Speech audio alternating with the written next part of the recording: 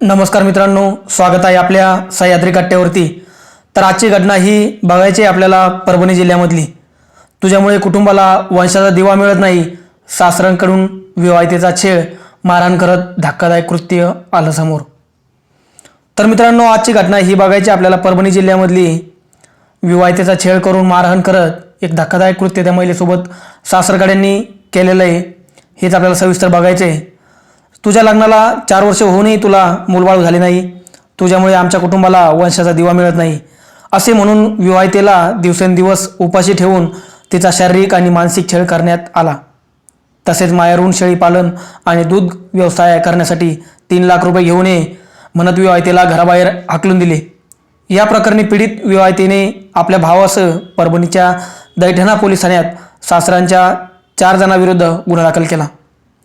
मिळालेल्या माहितीनुसार पीडित विवाहितेचे नाव राणी वशिष्ठ कदम, वय 27 असे आहे।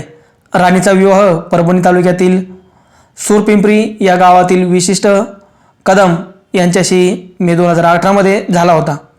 हिंदू रीतिरिवाजाप्रमाणे राणीच्या आईवडिलांनी लग्नात सर्व संसारी उपयोगी साहित्य देऊन लग्न लावून दिले होते। लग्नानंतर राणी आपल्या पतीसोबत सासरी राहायला गेली। लग्न झाल्यानंतर सासऱ्यांच्या लोकांनी 15 ते 20 दिवस राणीला चांगले नांदवले। दरम्यान पतीने राणीच्या अंगावरील सगळे दागदागिने काढून घेतले। त्यानंतर घरगुती कारणावरून राणीला शिवीगाळ आणि लाथाबुक्क्याने मारहाण करण्यास सुरुवात केली। राणीने घडलेला सर्व प्रकार आपल्या वडील आणि भावाला सांगितला। राणीच्या वडिलांनी घरी येऊन वरासह सासू सासऱ्यांना समजावून सांगितले। त्यानंतर घरच्यांनी सासऱ्यांनी काही दिवस आणखीन चांगले नांदवले। राणीची नणंद अधूनमधून सासरी येऊन पती आणि सासू सासऱ्यांना राणीच्या विरोधात भडकावून देत होती। नणंद अयोध्या हिने देखील राणीला लाथाबुक्क्यांनी मारहाण केली, पण सासरी राणीच्या बाजूने कोणीच आले नाही। उलट पती आणि सासू सासऱ्यांनी राणीचा शारीरिक छळ आणि मानसिक छळ सुरू केला आणि यामधूनच एक वेगळं कृत्य घडणार होतं। राणीने पुन्हा आपल्या वडिलांना सर्व प्रकार सांगितला। वडिलांनी राणीलाच काळ बदलत असतो असे म्हणत त्रास सहन कर असे सांगितले, पण सासऱ्यांनी राणीला केवळ शारीरिक मानसिकच त्रास दिला नाही तर घराबाहेरही काढून दिले। राणीच्या वडिलांनी पुन्हा राणीला सासरी सोडून पती आणि सासू सासऱ्यांच्या समजूत काढली। दरम्यान राणीने आपल्यावर होत असलेल्या शारीरिक मानसिक छळ सहन न झाल्याने सासरच्या लोकांविरुद्ध देवणी न्यायालयात तसेच कौटुंबिक न्यायालयाअंतर्गत अर्ज सादर केला।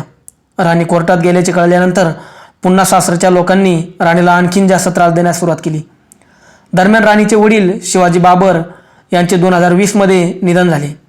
राणीच्या डोक्यावरचे छत्र हरवले। सासरच्या मंडळींनी राणीला सांभाळून घेण्याचे सोडून तिला उलट जास्त त्रास देण्यास सुरुवात केली। राणीच्या लग्नाला 4 वर्ष पूर्ण झाले होते।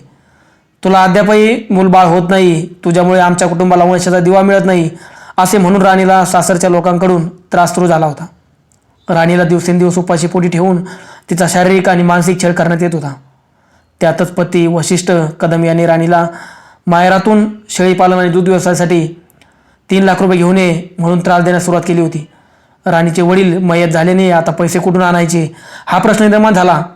तिने पतीकडे विनवणी देखील केली की आता माझे वडील वारले आहेत, मी पैसे कुठून आणू। मात्र राणीच्या पतीने राणीचा भाऊ श्याम बाबर याला गावी बोलवले। त्याच्यासोबत राणीला घराबाहेर हाकलून दिले। 3 लाख रुपये घेऊन ये तरच घरामध्ये तुला प्रवेश दिला जाईल, असे देखील पतीने सांगितले। राणी आपल्या जीवनात हतबल झाली। एकीकडे सासरच्या मंडळींचा होत असलेला शारीरिक आणि मानसिक त्रास, दुसरीकडे वडिलांचे झालेले निधन होऊन परत आपल्या सासरकडे आपल्याला हे परेशान करतायत आणि सासरकडून 3 लाख रुपयाची मागणी। शेवटी राणीने पुन्हा परभणी येथील भरोसा सेलकडे अर्ज केला। झालेल्या सर्व शारीरिक मानसिक त्रास सांगितल्यानंतर सासरच्या मंडळींना बोलवण्यात आले, पण सासऱ्यांसोबत समझोता झालाच नाही। शेवटी राणीच्या तक्रारीवरून पती वशिष्ठ कदम, सासू शीला कदम, सासरा पंडित कदम, नणंद अयोध्या चव्हाण यांच्याविरुद्ध दैठणा पोलीस ठाण्यात गुन्हा दाखल करण्यात आलेला आहे। आता पुढील जे तपास आहे, पुढील जे घटना आता यांना समजून सांगण्याचा आता गुन्हा दाखल केलेला आहे, पण एकदा त्यांना समजून सांगितलेलं आहे। आता पुढं काय घडतं, कसं घडतं, काय काही हत्याकांड घडू नये यासाठी तर पोलीस सतर्क आहेच। पण अशा वेगळ्या थोड्या थोड्या कारणावरनं एक संसाराचा दोन जीवाचा एक विहंग होत असतो, दोन जीव बाजूला जात असतात. आपल्या परंपरेने चालत आलेल्या या रूढी परंपरानुसार एक लग्न, एक विवाह सोहळा, एक लग्न करून मुलं बाळं होणे हा एक सांसारिक विषय चालत असतो.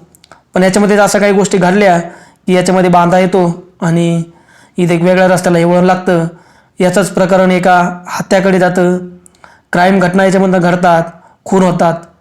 त्यामुळे या गोष्टी आपण अगोदर बघितल्या पाहिजे, आपण एकमेकांना समजून घेतलं पाहिजे. आणि मेन हे जे भांडणाचं जे कारण आहे हे तयार कुठून होतं याचा मेन मूळ आपण शोधला पाहिजे.